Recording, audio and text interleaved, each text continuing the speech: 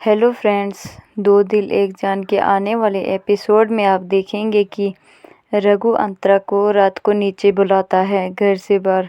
तभी अंतरा कहती है कि मैं तुम्हें एक म्यूज़िक सुनाती हूँ और रघु कहता है कि तुम म्यूज़िक रहने दो, मैं तुम्हें हनुमान चालीसा सुनाता हूँ, क्योंकि जब भी भूत आएंगे तो तुम ये पढ़ना और भूत भाग जाएंगे। तो अंतरा कहती है कि चुप करो रघु, तुम कुछ भी कहते रहते हो। तो रघु कहता है कि सही बोल रहा हूँ, मैं झूठ नहीं बोल रहा हूँ, मैं सुना रहा हूँ ना हनुमान चालीसा। तो अंतरा कहती है कि मुझे नहीं सुनना और चली जाती है।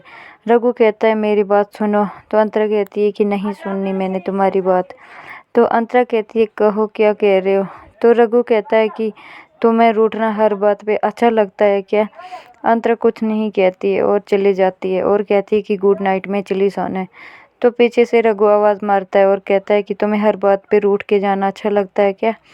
अंतरा घर में पहुंचती है और दरवाज़ा बंद करके कहती है कि नहीं रघु, लेकिन तुम्हारा मुझे मनाना अच्छा लगता है। तभी देखते हैं कि रघु वायलिन बजा रहा होता है और कुछ छत पे चले जाता है।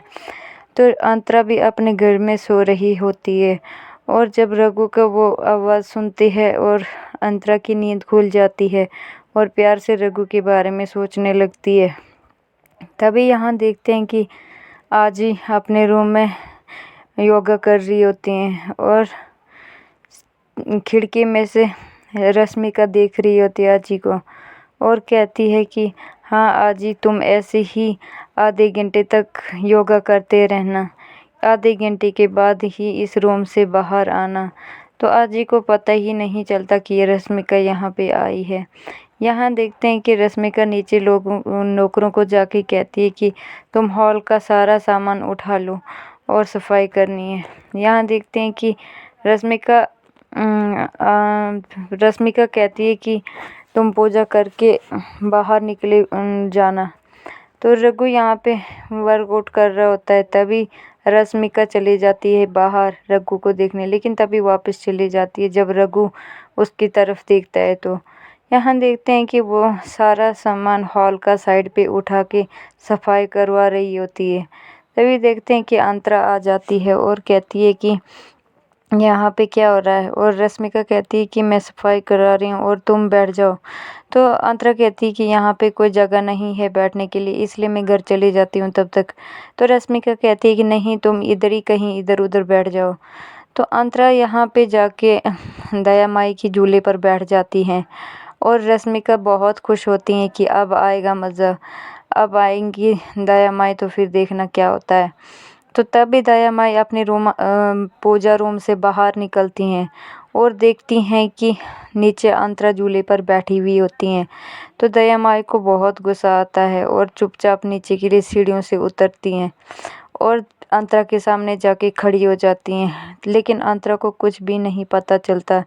अंतरा चुपचाप अपने कॉपी पे लिख रही होती है और तभी देखते हैं कि रश्मिका आ जाती है और कहती है कि हाय राम, ये क्या हो गया, आज तक दया माई की झूले पर कोई नहीं बैठा, लेकिन इस लड़की की हिम्मत तो देखो, वो दया माई के झूले पर बैठ गई।